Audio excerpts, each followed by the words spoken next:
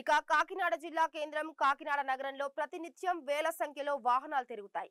గత కొంతకాలంగా సోషల్ మీడియాలో పోస్టులు పెట్టి లైక్ల కోసం రీల్స్ చేసుకునే వారు పెరిగిపోయారు. ద్విచక్ర వాహనాలపై వింత పోకడ్లు పోతున్నారు. వాహనాల సైలెన్సర్లు తీసేసి గందరగోళం సృష్టిస్తున్నారు. ట్రిబుల్ రైడింగ్ వెళ్తున్నారు. రోడ్డు ప్రమాదాలు జరుగుతున్నాయి. ప్రాణాలు పోతున్నాయి. ఈ నేపథ్యంలో నగరంతో పాటు నగరంలోకి వచ్చే అన్ని ప్రధాన కూడళ్లలో కాకినాడ ఎస్పీ విక్రాంత్ పాటిల్ ఆధ్వర్యంలో ట్రాఫిక్ పోలీసులు ప్రత్యేక చర్యలు చేపట్టారు. ప్రత్యేక నిఘా ఏర్పాటు చేశారు. రోడ్డు భద్రత పాటించని వారిని అదుపులోకి తీసుకొని ఉదయం నుంచి సాయంత్రం వరకు కౌన్సిలింగ్ నిర్వహించి జరిమానాలు విధిస్తున్నారు. మద్యం తాగి వాహనాలు నడిపితే జైలుకు పంపుతున్నారు.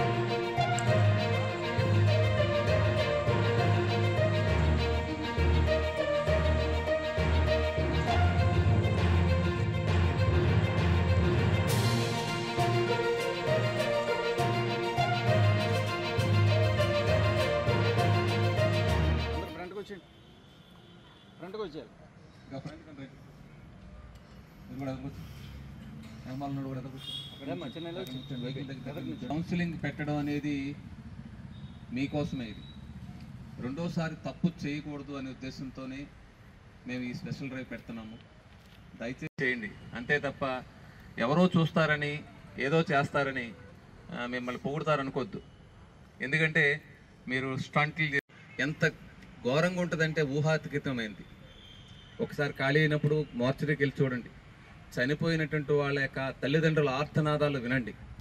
అయ్యో నా కొడుకు హెల్మెట్ పెట్టుకుంటే బతికేవాడే, నా నాన్న హెల్మెట్ పెట్టుకుంటే బతికేవాడే, అలా స్టంట్లు చేయకోకుండా జాగ్రత్తగా తోలుంటే బతికి మా ఎందు ఉండి హ్యాపీగా ఉండేవారే అనేటువంటి వాళ్ళ యొక్క ఆర్తనాదాలు వినండి.